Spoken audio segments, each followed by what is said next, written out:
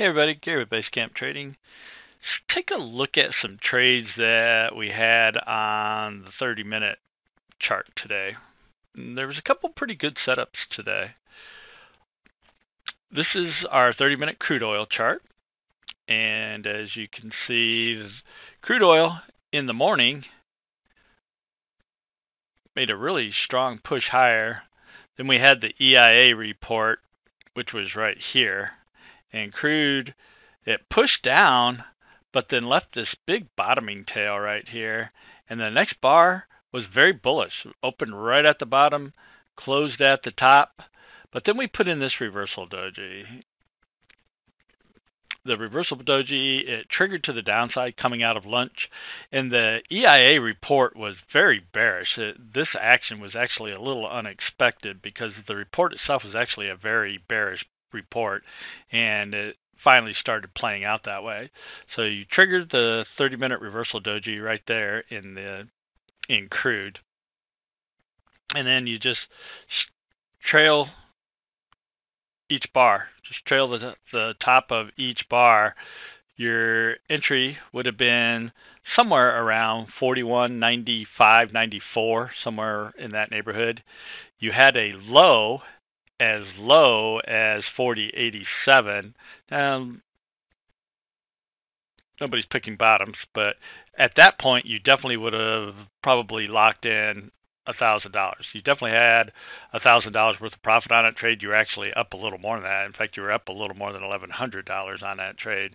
But you probably would have locked in at least $1,000 on it. You definitely had the potential to do that. So it's all in how you trade it and what you decided to do. At this point, you were significantly undervalued 2 bars in a row, so you definitely would at least be considering seriously being up $1,000 on one trade per contract. You definitely would be thinking seriously about locking that in. So definitely the potential to lock in $1,000 on that. If you didn't take the reversal doji, the other way that we trade these charts is we look for the 5 and 13 crossovers.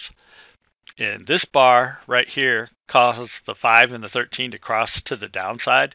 Your entry is the low of that bar, and then the same thing, you're just trailing bars.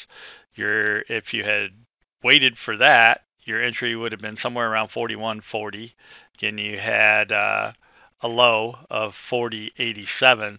So an opportunity, even if you waited to here, an opportunity to lock in $500 per contract. So again, it's all in how you're trading it, but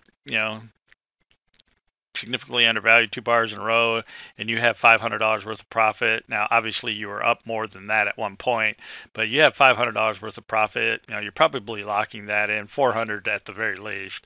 Again, it's just up to you how you're trading that, but it would have kept you in. Just you put your stop a couple ticks above each bar as you're working your way lower, and that would have kept you in, and you would have had the opportunity to lock in some profits there. Here's the ES. Had a similar situation in the ES. You had a very bearish bar, call that a reversal doji or a shooting star or whatever, but you left the topping tail. Entire body of the bar was selling. Found a little support right there at the 50 EMA. And then this bar actually closed under the 50 EMA, caused the 5 and 13 to cross to the downside. So your entry is the low of that bar. The low of that bar would have been 35.47 and a half, most likely. The low was 75, but you would probably enter it at a half. So your entry would have been 35.47 and a half. Again, a couple ticks above each bar on the way down. Your low was 35.20. So definitely opportunity to lock in another potential $1,000. Again, it's just all in how you trade it. Again, 2 bars significantly undervalued in a row, you're up $1,000. You are probably not letting that get away from you, but it's just all in how you're trading it.